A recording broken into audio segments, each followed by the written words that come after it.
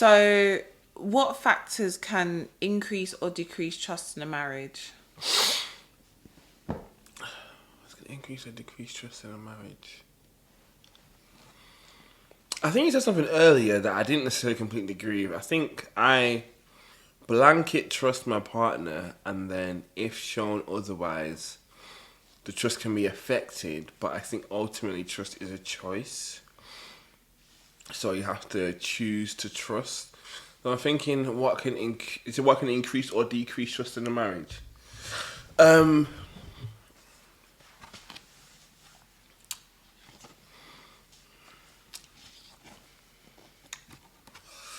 I think I just approach it with a blanket. So all the trust, you have all my trust.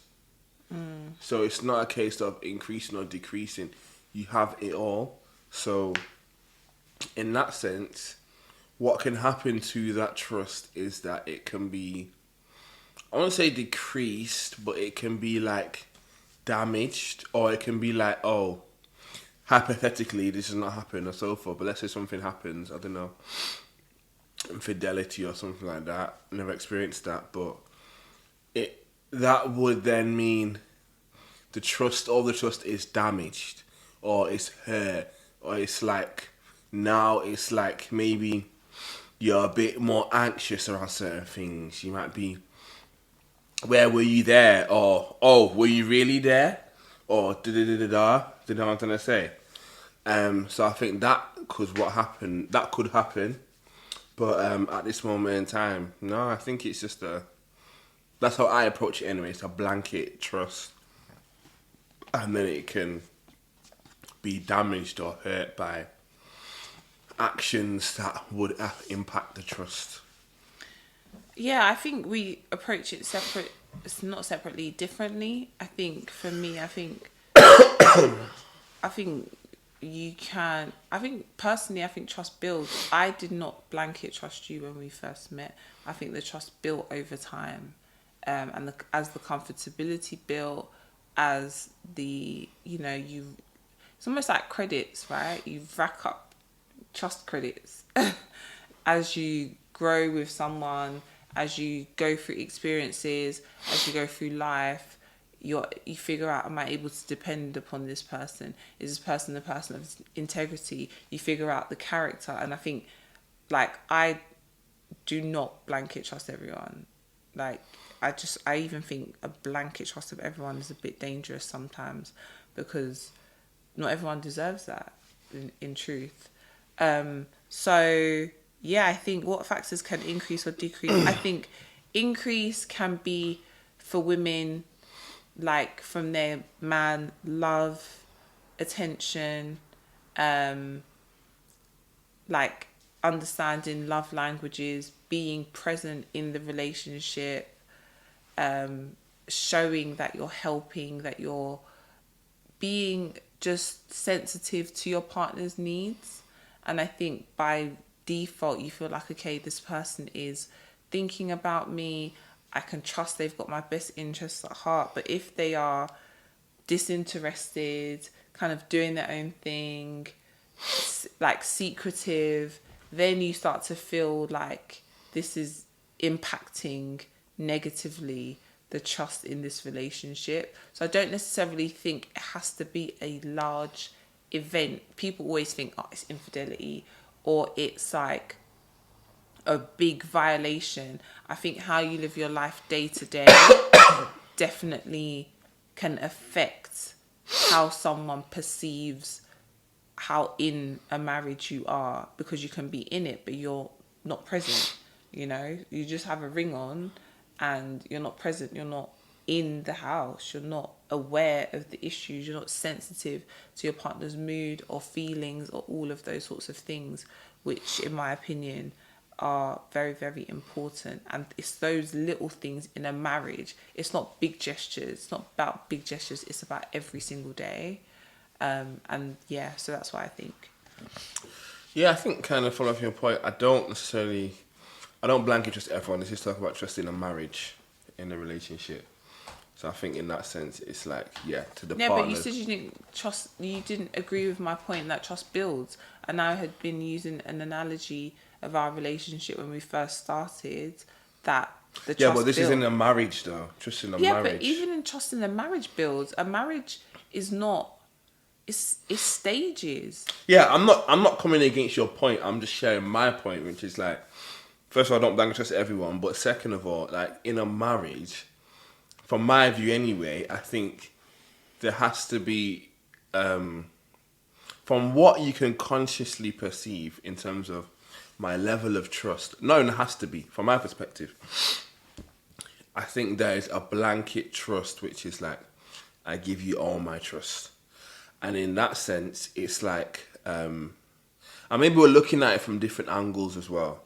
Because it's like, from what you're, no, I won't review what you're saying, but if I think of what you're saying in terms of what I'm thinking, okay, cool, if you act in certain ways that like I don't like, or pick me a certain way, or point me a certain way, or jar me a certain way, I don't see that as impacting the trust.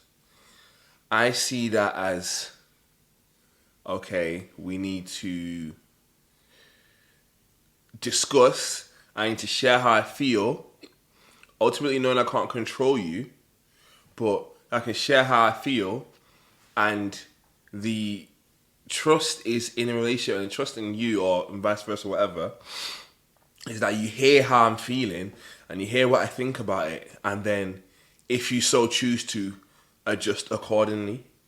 But then that doesn't impact the trust for me. That's just like, the trust is something that's just given. What impacts the trust is, for me, bigger events, I'd say. So you say it's small events, but for me, I'd say it's like bigger things that impact this trust. Like my trust, or way I see trust, is quite like, yeah, how I've described it. So in that aspect, that's how I see it. Yeah. Yeah, I think maybe there's also a gender difference here. So I think a lot of the time it's like an assault on trust. When people talk about trust being impacted, they're more time talking about assault on the situation. What does that mean? So like you say, big event, like a infidelity is an assault on like your trust level with your partner. Because it's like something's hitting you and it's a madness. I don't necessarily only see impacts that way. But yeah, I guess you can have different viewpoints on things. That's fine. But yeah, I think what also grows in a marriage is probably your capacity to trust, because as you grow in stages, you can see marriage as a young baby, as a child grows in age, they grow in capacity to do things. They grow in capacity to understand concepts and understand more complex concepts. So as your marriage grows, I expect your sensitivity to your partner's like intricacies and quirks and kinks should also grow, because you've had more time in the marriage to expand your capacity to trust. That's my personal viewing of it. But yeah. So do you think that if, let's say, for example, let's say the micro assaults, is that fair to say? Yeah. Do those micro assaults on your trust impact the way you then behave towards your partner? I think so, definitely, because it's like, if you don't care, I don't care, innit?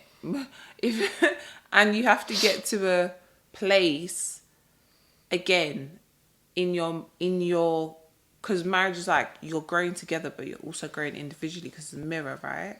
So when you get to the place that those micro assaults might become very, very, very micro, because your trust capacity has increased. So it's like the bigger the bottle or the bigger the vessel to hold water, like the less impact a drop has. But if there's a tiny bit of water in this vessel, you make a drop, it makes a particular impact. If it's a large vessel, then it makes a drop, you might not even notice it. It's the same thing, as a marriage grows. But there's context around everything. So I think sometimes language and understanding of the fact that marriage is a living, breathing thing is important. It's not stagnant. It's not just languages. A marriage, yes, but a marriage doesn't look the same 6 months on as it does 2 years on. So, your capacity for factors that affect you, is different.